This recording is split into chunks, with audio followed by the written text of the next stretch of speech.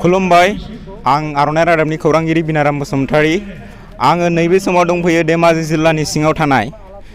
cement दख'रा बे cement दख'रानिनो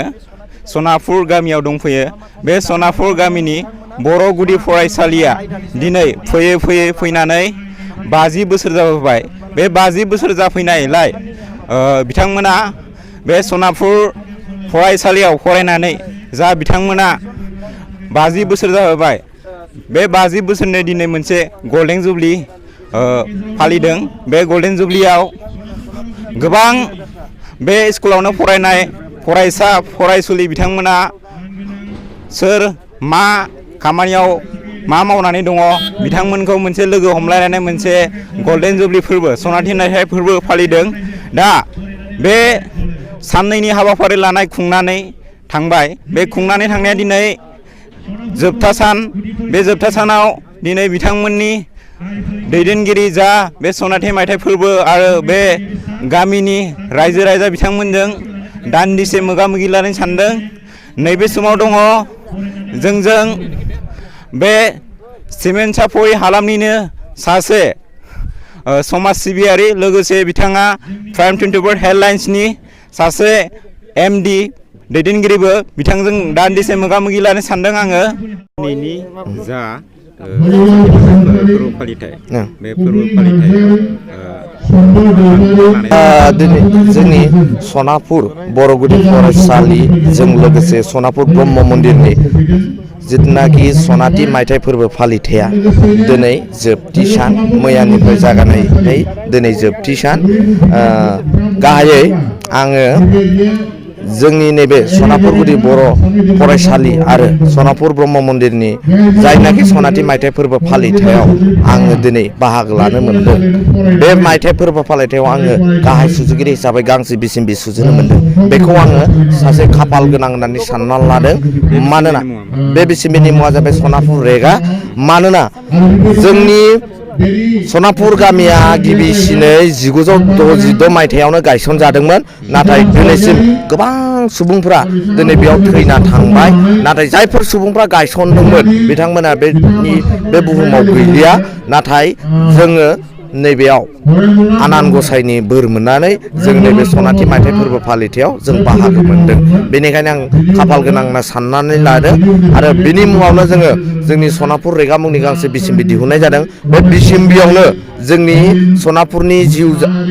जायनाखि गायसनजेननायनिफ्राय दिनैसिम जाबायदि जाथाय जादों गोदो गोदाय गोबां हाग्रा बंग्रा दंमोन बे हाग्रा बंग्राखौ माबोरै दानस्रांनानै दिनैसिम मोनसे गेरेमसा रायजो जाबोदों बेनि जारिमिनखौ जों नैबे सनापुर रेगा मुंनि बिजाबाव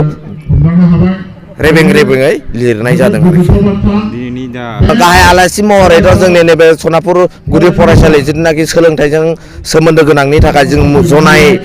ब्लकनि जिथुनाखि बिअ सारखौ लेंहरदोंमोन नाथाय माखासे जाहोननि थाखाय बिथाङा फैनो हायाखै बेनिखायनो जोंनि नैबे दिनैनि बे गेवलां मेलाव गाहाय आलासि महरै जोङो जनाय जिल्ला बर' थुनलाइ आफादनि बारग'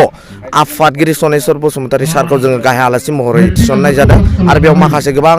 हांख्रायजानाय आलासि बिथांमोनखौ लेंहरनाय जादों आरो माननि आलासि मख'नो गोनांदि जोंनि नैबे सनाथि मायथाइ फोरबो फालिथायखौ गोबां बायदि रोखोमनि आफादफोरानो जोंखौ साबायखर होदों मानो होनबा बे मोनसे क्लिन मोनसे आदर्श लानानै जोङो बेखौ खुंफुंनो हादों होननानै बिथांमोना जोंनो मोनसे साबायखर बावनाय जादों आरोखि মই আজিৰ নিউজ মিডিয়াৰ জৰিয়তে সবকে নমস্কাৰ গ্ৰহণ কৰি যাচিছোঁ ক'ব গ'লে আজি সোনাপুৰ বড়ো LP স্কুল আৰু সোনাপুৰ ব্ৰহ্ম মন্দিৰ আজি গোল্ডেন জুবলি হৈছে এই গোল্ডেন জুবলিত মই অংশগ্ৰহণ কৰিব পাই খুব আনন্দিত হৈছোঁ কিয়নো সোনাপুৰ বড়ো LP স্কুলতে মই পঢ়ি ডাঙৰ দীঘল হৈছোঁ আৰু ক'ব গ'লে সোনাপুৰ গাঁৱতে মোৰ জন্মগ্ৰহণ সেইটো হিচাপত মই বেছিকৈ আনন্দিত হৈছোঁ মই ক'ব বিচাৰিছোঁ সোনাপুৰ গাঁৱটো আমাৰ হাকিম নাৰ্জাৰী বুলি কোৱা এজন আমাৰ বৰদেউতা আছিলে এজনে আমাৰ কাৰ্বি আংলং ফাৰ্ষ্ট টাইম এখানে কোকৰাঝাৰৰ পৰা কাৰ্বি আংলং আহিলে কাৰ্বি আংলঙৰ পৰা আহি 1967 চনত আমাৰ এই সোনাপুৰ গাঁৱত আহি কিনে এখানে গাঁওখন প্ৰতিষ্ঠা কৰিছে সেইটো টাইমত কমিউনিকেশ্যন নাছিলে যাতায়াতৰ ব্যৱস্থা নাছিলে চিলাপথাৰৰ পৰা চিলাপথাৰলৈকে ৰেল লাগিছিলে চিলাপথাৰৰ পৰা এখেতে খোজকাঢ়ি আমাৰ এই চমকং সোণাপুৰলৈকে আহি পাইছিলে সোণাপুৰত আহি কেনে এখেতে বহুত কষ্টৰে এই গাঁওখন প্ৰতিষ্ঠা কৰিছে এইখন গাঁৱত প্ৰতিষ্ঠা কৰিবৰ কাৰণে এখেতে বহুত চেক্ৰিফাইচ কৰিছে এখেতে এটা সময়ত গাঁওখন চলিব নোৱাৰাৰ কাৰণে নিজৰ মানুহজনীৰ সোণৰ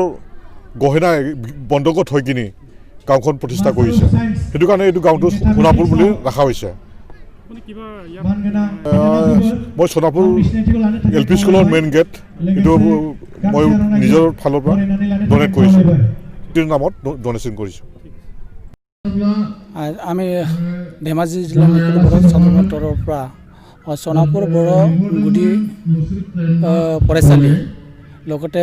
সোণাপুৰ ব্ৰহ্ম ধৰ্ম সোণালী জয়ন্তী অধিৱেশনত আজি উপস্থিত হয় ধন্যবাদ যাচিছোঁ কিয়নো আমি প্ৰথমে আজি সোণাপুৰ গাঁৱত সোণাপুৰ বড়ো LP স্কুলৰ সোণালী জয়ন্তী যি ধৰণে পালন কৰিছে সেই স্কুলখন যিকোনো প্ৰথমৰ পৰা ফাউণ্ডেশ্যন কৰি কিনি যে আজিলৈ সোণালী জয়ন্তী পাতিবলৈ সক্ষম হৈছে ইয়াৰ কাৰণে ফাউণ্ডাৰ যিখন আমাৰ ছাৰসকলে ছাৰক আমি ধন্যবাদ যাচিছোঁ নিখিল বড়ো ছাত্ৰ সন্থাৰ তৰফৰ পৰা লগতে আমি ব্ৰহ্ম ধৰ্ম যোনটো সোণালী জয়ন্তী তেখেতলোকে ধৰ্ম ৰীতি নীতি আৱিষ্কাৰ কৰি কিনি আজি সোণাপুৰ বড়ো গাঁৱে যি সোণালী জয়ন্তী পাতিবলৈ সক্ষম হৈছোঁ তেখেতৰ ধৰ্মগুৰুসকললৈ মোৰ আমাৰ ধেমাজি জিলা নিখিল বড়ো ছাত্ৰ সন্থাৰ তৰফৰ পৰা শ্ৰদ্ধা অভিনন্দন জনাইছোঁ আজি আৰু আজিৰ সোণালী জয়ন্তী মুকলি সভাত আমাৰ আমন্ত্ৰিত অতিথিবিলাক আহি কিনি লগতে ৰাইজ উপস্থিত যি ধৰণে হৈছে তেখেত দেখি কিনি আমি নিখিল বড়ো ছাত্ৰ সন্থা অশেষ ধন্যবাদ যাচিছোঁ আমি দুদিনীয়া কাৰ্যসূচী লৈ কিনি এই প্ৰগ্ৰামটো চলাই গৈছিলে আজি লাষ্ট দিন 21 আৰু 22 জানুৱাৰীত পালন কৰিছিলোঁ আজি মুকলি সভা আমি এই মুকলি সভা উপস্থিত হৈছোঁ আজি